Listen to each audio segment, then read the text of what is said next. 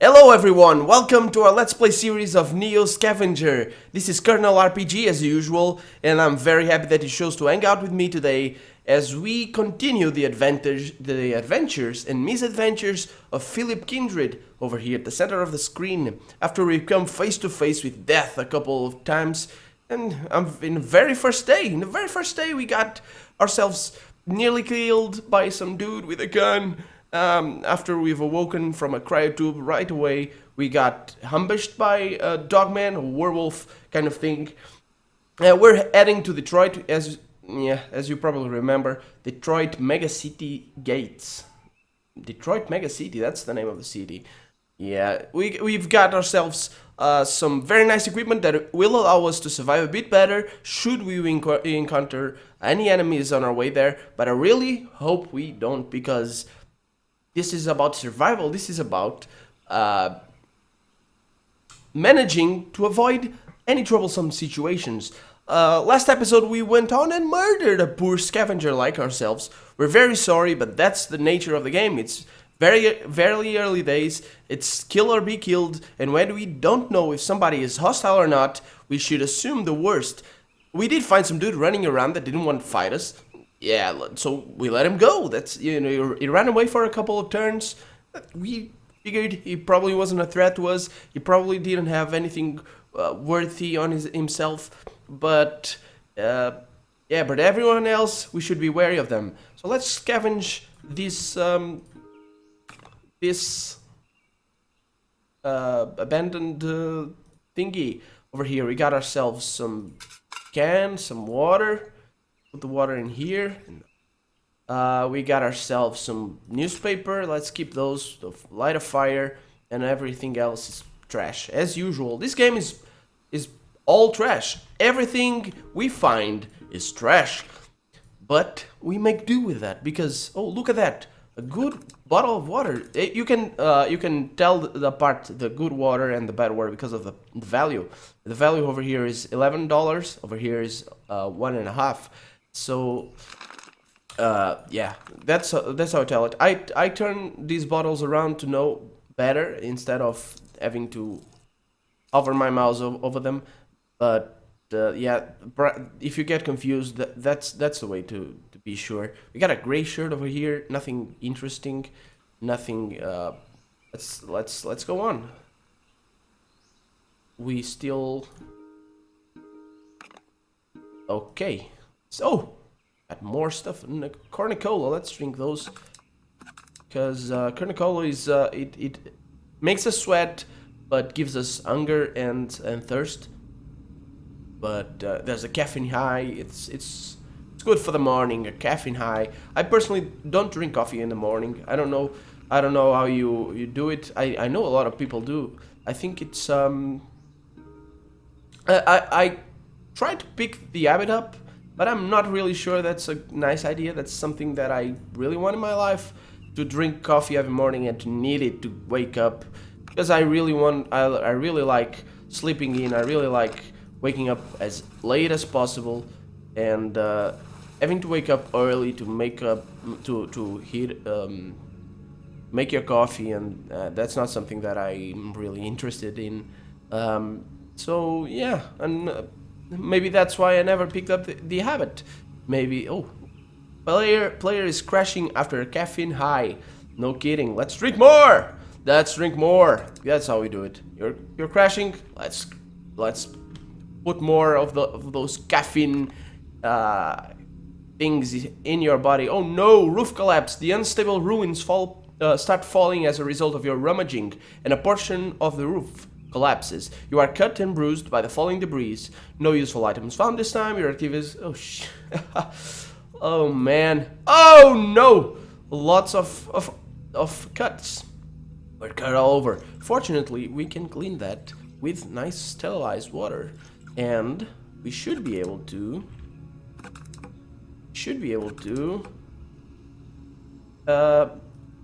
Bandage ourselves with our first aid kit. That's awesome. That's so great that we found this. As I said last episode, first aid kits and what goes into them are really something important that you want to have in your life in general, sure, but particularly in a situation like this where you're short in supplies and you really need to make do and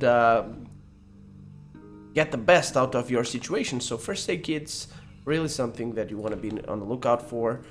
And we are, oh no, we're in terrible luck. Look at the poor state of this dude. Look at the poor state of this dude. I'm not using my mechanic skill a lot, but let's clean our wounds. Water will do for now. Water will do for now. Let's drink our water because, oh, we got more water. That's nice. It's very nice. I don't need so many bottles. I don't need this many bottles. That's too many water. Too much water. But we have, oh. Yeah, okay. So let's bandage ourselves again. We are gonna look like a walking mummy. And this is gonna turn into a horror film. Not a horror game, not just a survival horror game. It's not really horror game, but there's some tense situations. There's some supernatural activity all around with werewolves, and you'll see more of that. I think the cataclysm that has befallen Earth is really, it's not really apparent to the player what it actually is, and through the course of the game, it's not really something that you get to understand what exactly happened. So, yeah, you kind of need to piece things together and try to guess what actually happened. There's some stranger over here. He's got a spear. I think we can take on him. We're in pain, so let's take some painkillers. As you can see, minor pain already decreases our movement, available moves. Painkillers are the best thing that you can have for a situation like this. So let's attack this dude. He's running away. What the? Oh no. Oh no. This guy has a bow. And this guy is gonna be some nice thing over here going on because, yeah, I'm not sure that you'll be very friendly towards each other.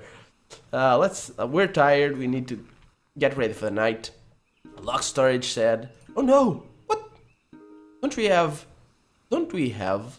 Oh, we don't have a lockpicking set, but we will make one out of assorted small parts. So there you go, so basic lockpicking tools. This will be invaluable in breaking into locked storage sheds like this one.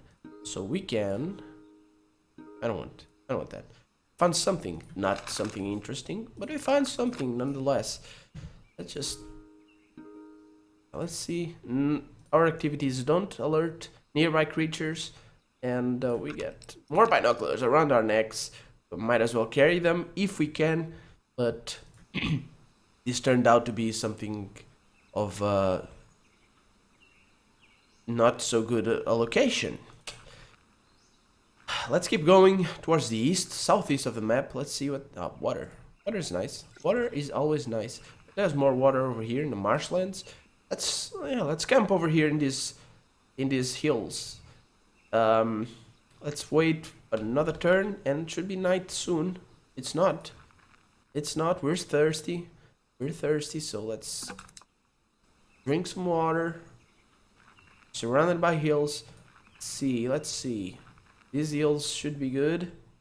Let's see if next turn night falls. No, my painkillers are wearing off. See how my wounds are looking. Not looking very good. But at least they stop. The bandages stop the bleeding. That's as much as we can hope for, actually. Let's go another hill. I like standing on hills during the night because I do believe that enemies tend to. Yeah, we're in pain. Let's sleep the night. Sleeping is a good thing. I think I did a mistake last camp. I left behind my noise trap, so I need to make another one. That's not a problem. That's not something that worries me at all. Hey, it's a noise trap. I got a noise trap. So Nice strap over here. We're gonna sleep like a baby. I hope so, at least. I hope nobody attacks us. We're in pain, but it should get better overnight. Sleeping is something very important to heal your wounds and that sort of stuff. We can actually rest here until the wounds heal, but we are going to just sleep until our fatigue is restored, or rather our fatigue goes away. So let's sleep. Let's hope for the best.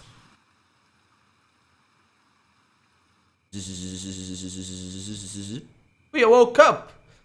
We woke up. We could still sleep a bit more. Caution, you are defenseless when sleeping. No, I know that. No. Don't wake up. Why are you waking up? We're not insomniac. You should sleep. Go to bed, dude. It's alright. It's alright. Sleep! It's dawn and it's raining, and now we're sleeping. Good. Okay, man. This dude doesn't make sense. Why would you sleep when it's raining in your face? You get nothing to shelter you. You are thirsty. Let's drink some water. And this episode is gonna feature the fantastic activity. Let's eat. Let's see. This meat doesn't provide a lot, but it provides some hunger to restore. But this episode is gonna feature the fantastic activity of boiling water. It's not really fantastic. It's not something that I really enjoy. It's a necessary evil in this situation. So what? This is abandoned house and trailers. Yes. There's paper. Oh, which reminds me. Let's tear down my newspaper. Let's read it. Let's just for the kick of it. So this newspaper says, "Beacon in the night, in the wake of the mass evacuations of the Great Black Swamp, stories of families separated are all too common. Today, however, two sisters have reunited despite impossible odds. Cassandra and Veronica, sisters who lost contact during the forced evacuations of their hometown, are finally together again, thanks to their shared interest in astronomy and a nightly ritual of pointing out stars with flashlights. Cassandra and Veronica were able to spot each other's light beams from nearby refugee camps. As soon as we saw the flashlights..." No, I should say this in a girl's voice. "As soon as we saw the flashlights in the care packages, we knew we had a chance," they beamed. No, that's not a nice girl's voice. I tried to make this a bit more interesting because reading newspapers, it's kind of I read some newspapers from time to time. It's very rare though. I live in Portugal. It's newspaper over here.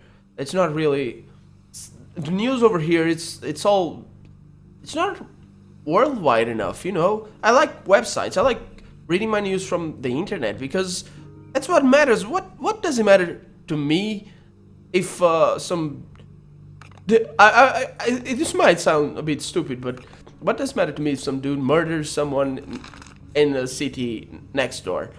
That's not something that doesn't really matter. What matters to me is the next game or next or next technology that's being developed, or if Apple decides to do this. I'm not an Apple fan, but you know, that's international news.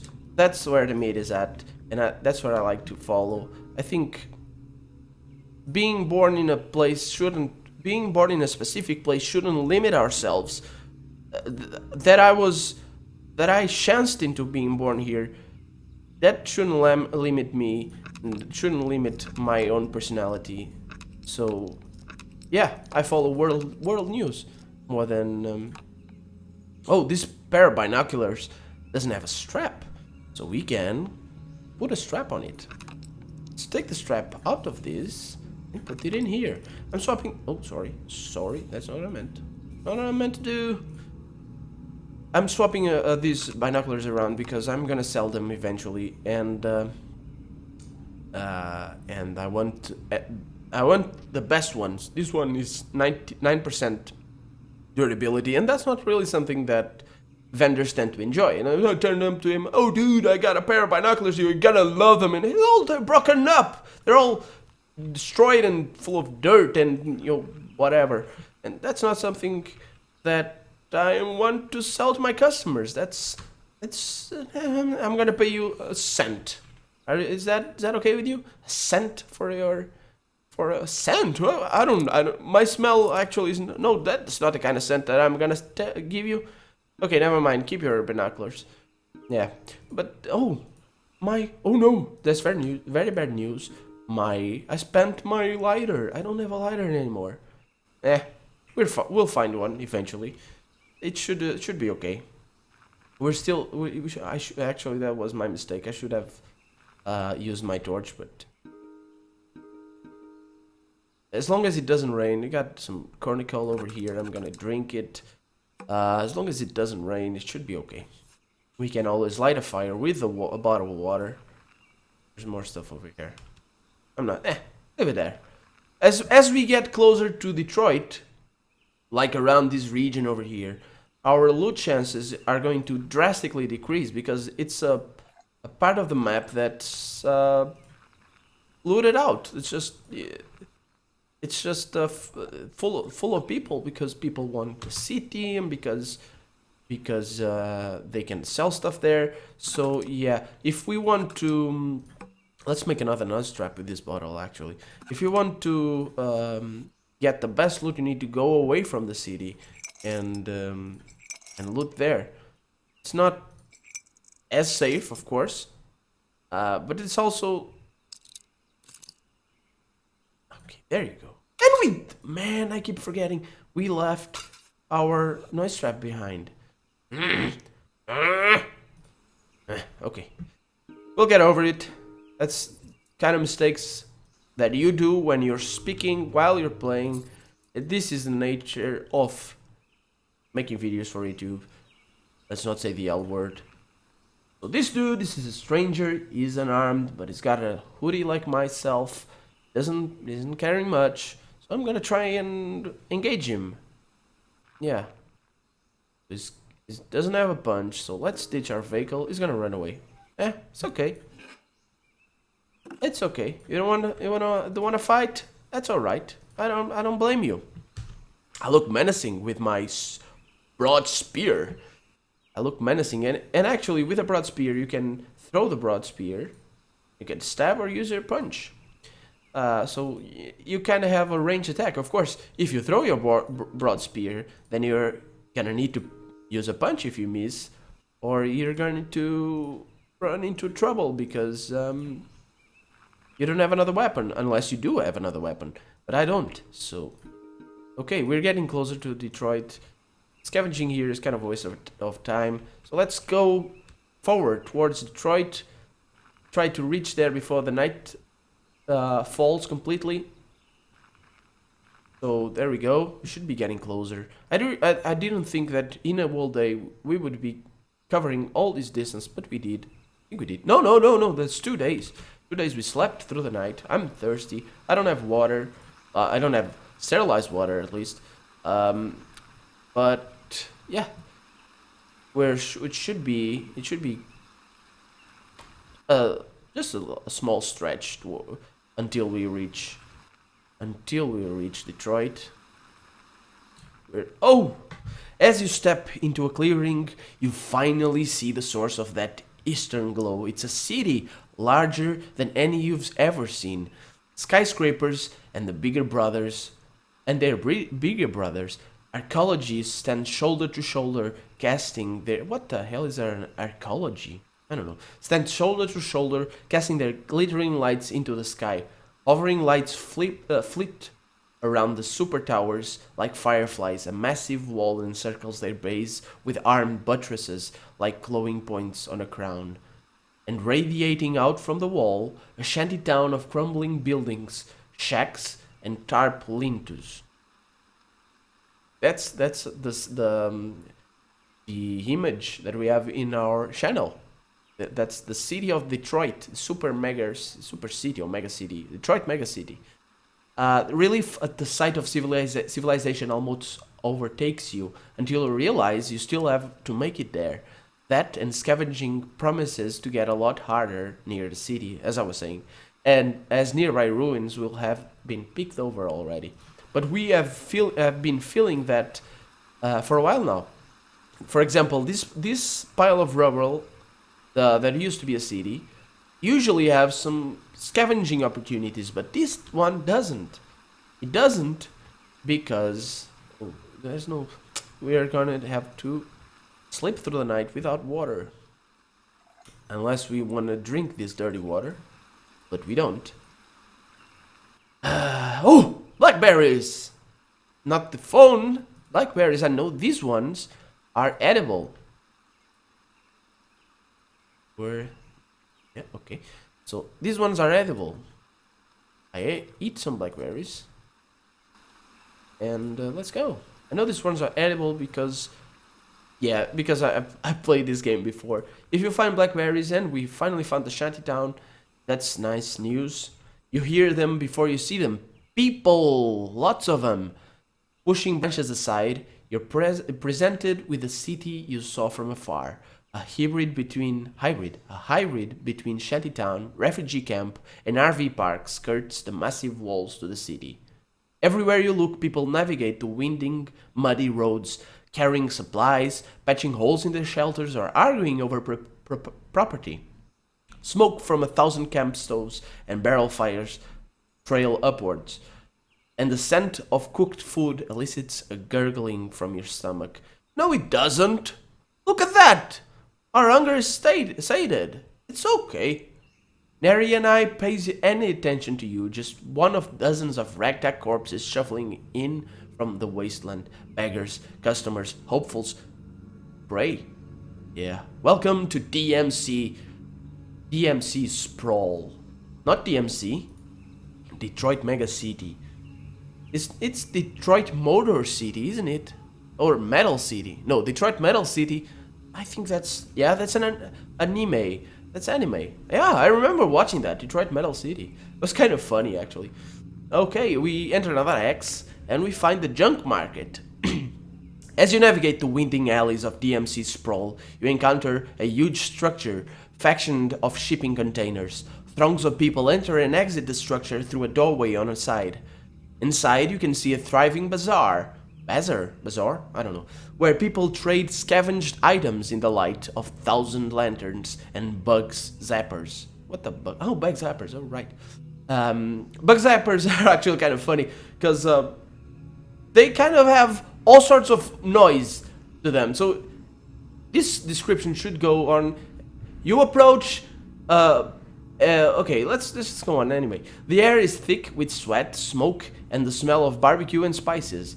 And I should have the sound of bugs being zapped in the bug zappers. That's the noise. That's the noise they make. That's how it goes. So let's add that in there for added ambience. This is the Sprawl's notorious junk market. Pick up items to purchase them or drop items to sell them. Okay, so let's see. Store supplies. I'm sorry for that noise in the background. Anyway, store supplies or start shopping. What's that? What? Hardware software. If hardware software is not switched on and unlocked, vendors will only pay for the hardware's value as if it were empty. Items will then be appraised. Okay. Medicine will pay a nominal fee for unidentified pills. Pills will then be identified and sold at full price. Oh, that's a good way to identify pills. Oh, we got a weapon. We can buy a weapon. It's a Cathcart North Buckmaster, .3 of 8 hunting rifle with scope and strap, and it's 100% condition. That's if we can buy this. We can't buy this because we don't have money. We have $0, but we should get a bit more money if we sell our junk. I'm not really sure. Oh, let's actually check out our wounds. They are nicely protected from the outside world. This one is already healed. It's one of the, this wound that we just uncovered. This one was the wound that our very first combat encounter earned us. Nice memories, No, actually not nice memories, but anyway. Let's sell our computer. Let's sell our booze, because we don't need that.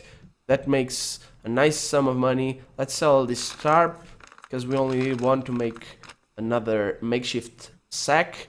This one is very important. Let's keep these, because this fur will oh, let's sell this. I don't need that. You can keep that.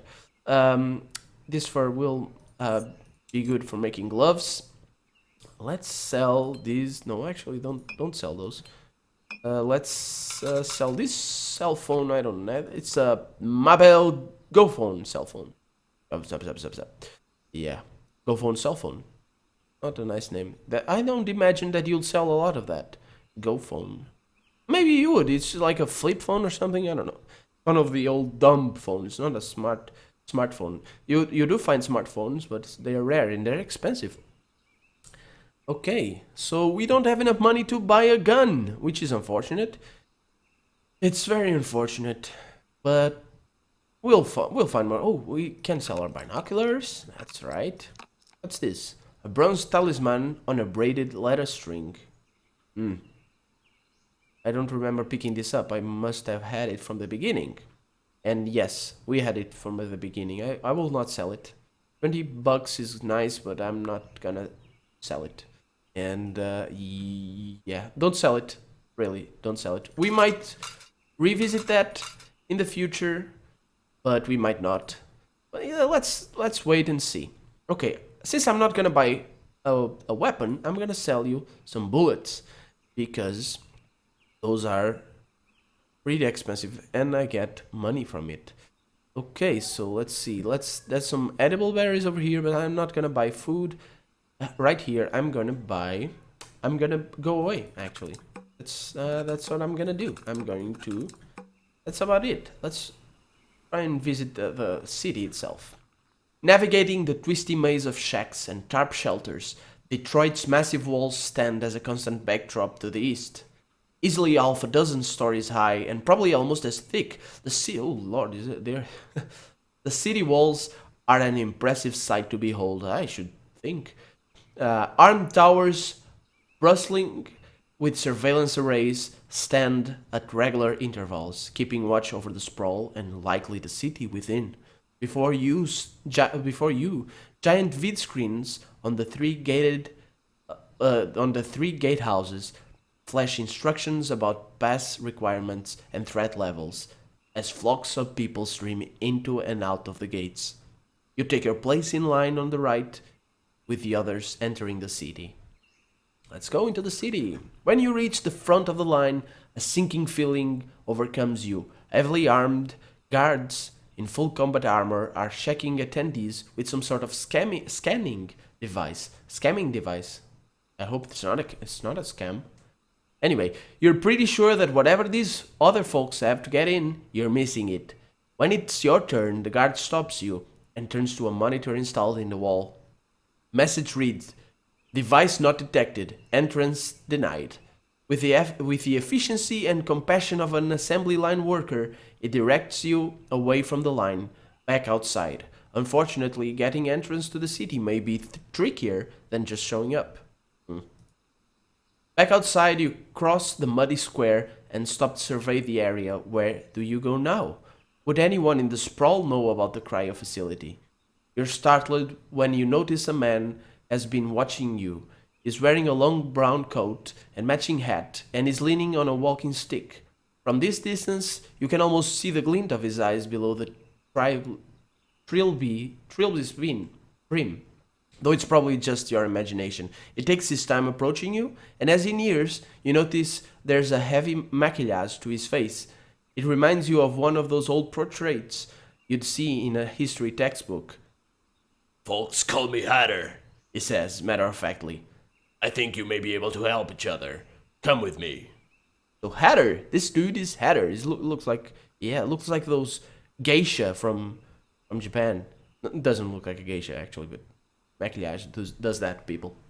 Sometimes it does. Hatter's office is in the husk of one of these flophouse hotels you'd see crammed between high-rises in a busy city.